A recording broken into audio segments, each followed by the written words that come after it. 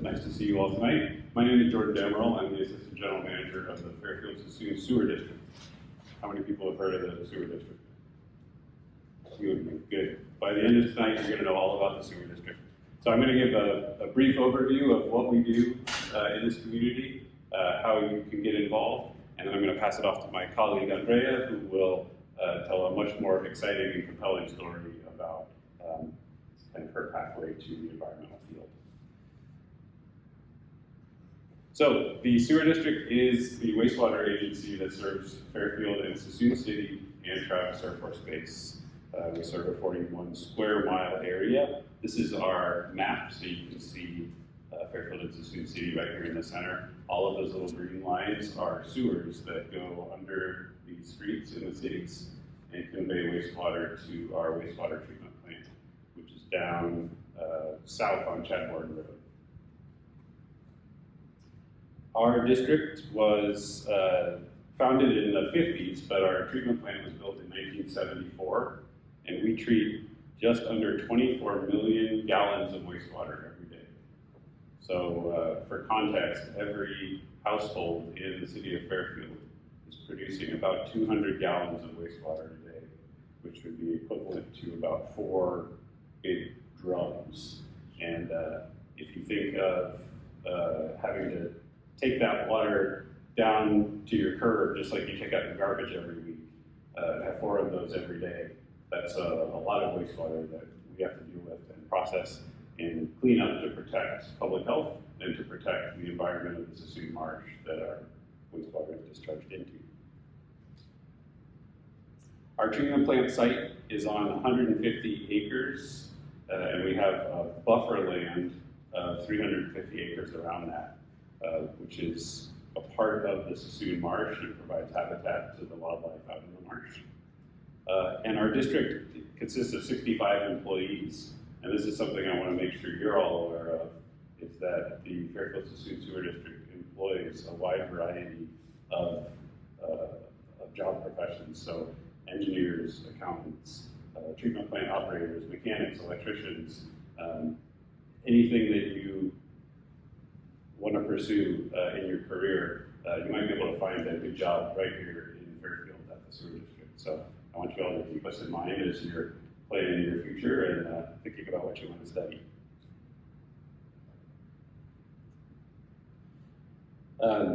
So we have a conveyance system throughout the cities. In Fairfield, the sewage that's produced from houses and business goes into a separate set of pipes from stormwater. So the rain that falls on the ground goes into a different system. The sewage comes to our wastewater treatment plant where we remove the contaminants. I'm going to just very quickly walk through the major steps of our treatment process before I pass it off to Andrea. We start off with primary treatment, where we remove large contamination from the water. So this is things like sticks and rocks and sand that could damage our wastewater process. We then move on to secondary treatment. In secondary treatment, we use the power of biology. We use microorganisms to eat up the organic material that's in the wastewater and make sure that it's safe to be discharged out into the environment. And then finally, we go through tertiary treatment, where we clean that water to a higher level. We remove any sediment or solids that are left in the water, and then we disinfect it to remove pathogenic organisms, so bacteria, viruses that might cause illness. And that water, most of it flows out into the Suisun Marsh. We are actually one of the only freshwater sources into the Suisun Marsh, especially in the dry season. We also use a portion of our wastewater for recycled water uses for irrigation of agriculture areas around the treatment plant. And it's used in some of the duck hunting clubs that are in the marsh also. And then the other thing, this is usually the part everyone gets a little squeamish at. These are the solids that we remove from the wastewater. So, you know, everything that comes to us we have to deal with. So the solids get dewatered and we send them into an anaerobic digester. You can think of a digester like a big stomach. So it's just like you would digest after a meal. This takes organic material and uses microorganisms to break it down into carbon dioxide and methane. And that methane we use for energy production, which I'll touch on in a moment. And the material that's left gets dewatered, so we squeeze the water out of the solids. And we actually work with a private company called Listec that's based in Fairfield. And they produce a fertilizer from our waste solids, which is kind of exciting. We're sustainably reusing the material that we all flush down the toilet or send down the sink, and using it for beneficial purposes within Solano County. I mentioned energy. We use the methane gas that's produced off our digesters to produce about 50% of the power that we consume at the treatment plant. And we're a pretty high user of power, so this is a great offset to our total power demand in the community. We also have 4 wind turbines, and we have a megawatt of solar power. So we try to be as renewable as possible to minimize the draw on the power grid. And real quick, I wanted to touch on 2 exciting projects that you might see around the community, so I want you to be aware of them. These are in planning phase now, and hopefully someday they turn into big, exciting projects that we're bringing lots of student groups out to see.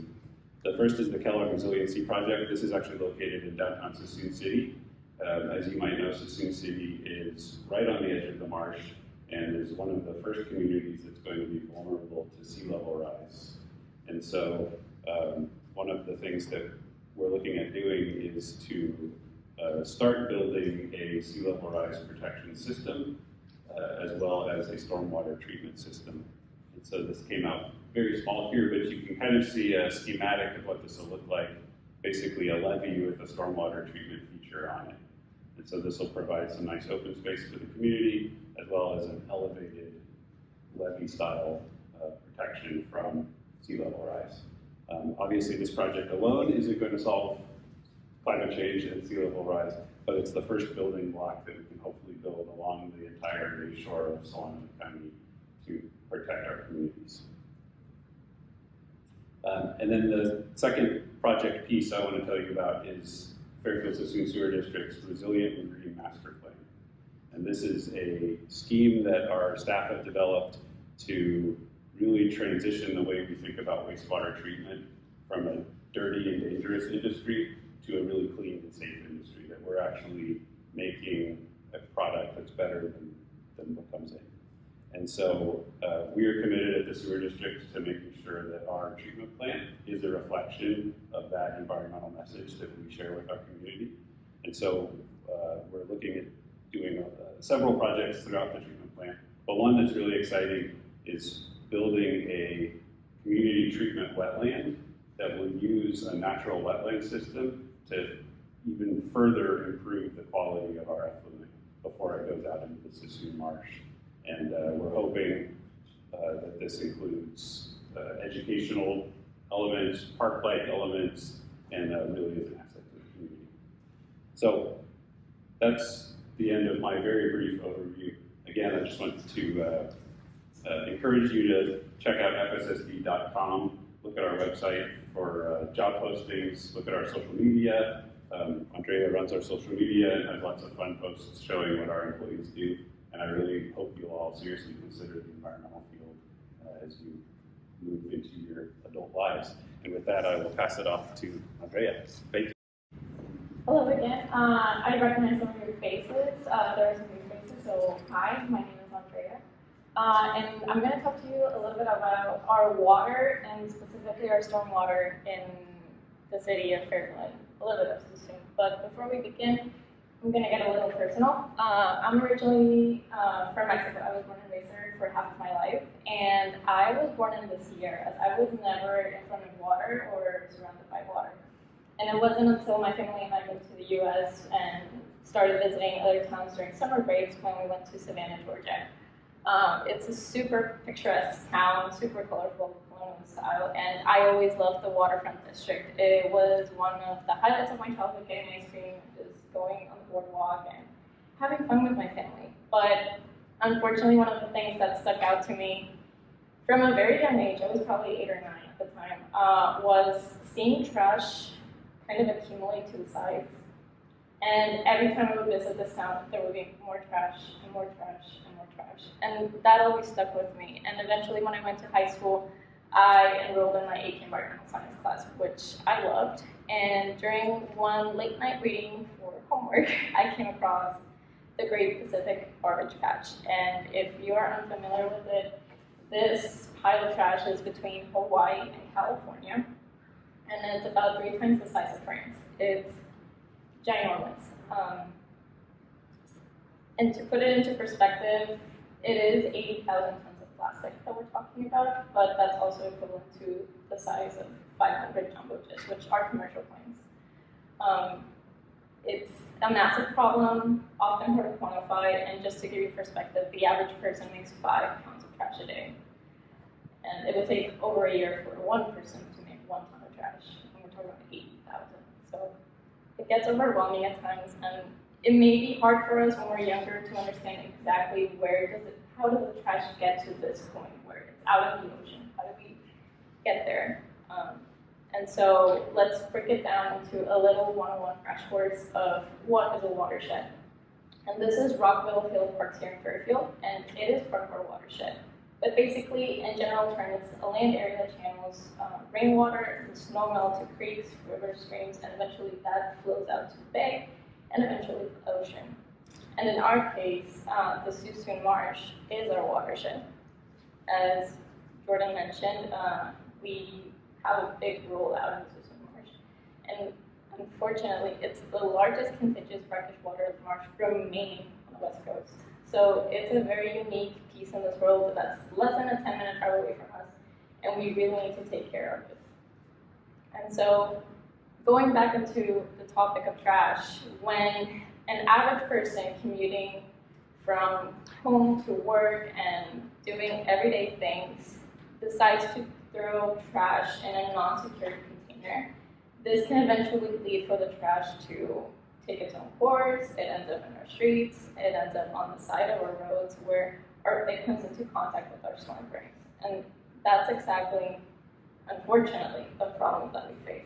All this trash ends up in our marsh, and from the marsh it flows out into the Pacific Ocean. And the trash is out there, it's out in the Pacific Ocean, it's far away from us, so we shouldn't get too worried about it, but I think we definitely should, because it affects us directly. It affects our food supply, and as Jordan mentioned, all the solid waste that we recover gets made into fertilizer. And Jordan may not have mentioned it, but we also receive solid waste from other cities, not just Fairfield and Suisun.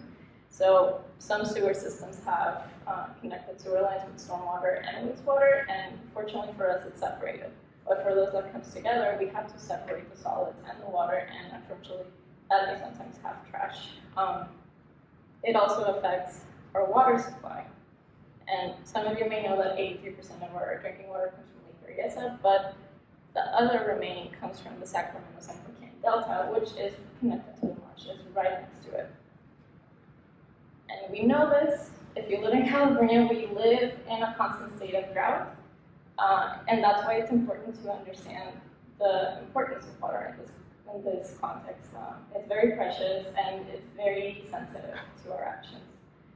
It also affects our wildlife, and as you can imagine, the marsh is very special in its own, but it also has over 300 different types of animal species that you can't find anywhere in the world.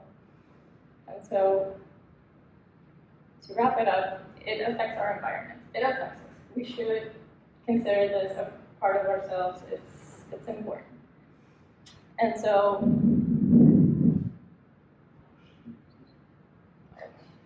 it affects us. Trash crawls into our lives in microscales. It's often hard to quantify.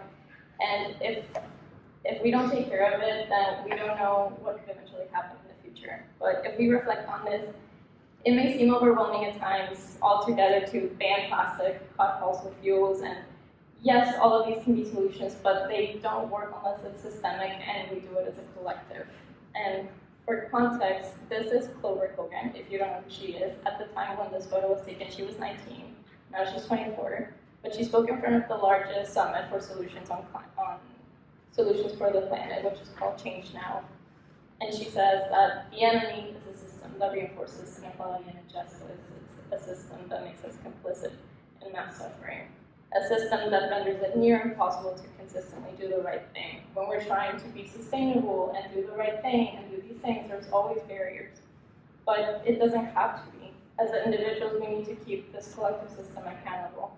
And so this can be done through action, accountability. This can be done in multiple ways, whether that is making small changes into our lives or collectively doing something with your peers, school, community, organizations, and so on. So we don't need 100 perfect activists, but millions of imperfect ones. And so just to give it an emphasis, it's a collective effort of imperfect, unique voices that adds so much value to the cause. And I think our generation has everything to make that a even more compelling argument. We have some of the biggest voter turnouts nationwide. Over 70% of us think climate change is our biggest existential threat. And we dominate the internet space, but plus we're some of the most active people out there. And we have values that define and make this a very realistic picture. We are sensitive to these issues. We have a realistic picture of them. We're on track to being the most educated generation yet. And Stanford research describes us as a self-driver who deeply cares about others, strives for a diverse community, is highly collaborative and social. And I think we should take this into consideration when we move forward with big plans and getting people out there. And so we want you to join our community efforts, whether that is on Earth Day or Coastal Cleanup, which is right around the corner. It's on September 23rd this year. And the cleanup brings awareness to the marine litter problem. We go out there, we clean up our creeks and waterways, and we get to be out and about in nature, but also work as a community to clean up some of our most important spaces. And we find all kinds of trash during these events, and sadly, it comes from our regular purchases, and it's hard to justify it, or not hard to justify it, but we could be making sustainable changes like switching to biodegradable products or just denying that plastic straw that you get at Starbucks or whatever it is. But we also can join we can do more individual, smaller steps, which is join a group that addresses the issues or engaging in causes you believe in, as well as making constructive discussions with people who don't often know how to address the discussion at first. We could be those voices for them. And there's also collective big steps that we can take. We can become leaders in our own community, like you all. You're standing here. You're leaders of your schools. You're leaders of your own communities. We could be attending advocacy events, and whether that is as a commission or individually or as student groups, or we can join the political discussion. We could push others to join committees or boards of directors, leadership positions. It doesn't have to be partisan, but it can be anything that encourages a political discussion where there's a solution that we can both agree on. And so, thank you for your time. I know this was lengthy, but I really appreciate it. Here's my contact information, and if you have a question for me or for Jordan, you're more than welcome to ask.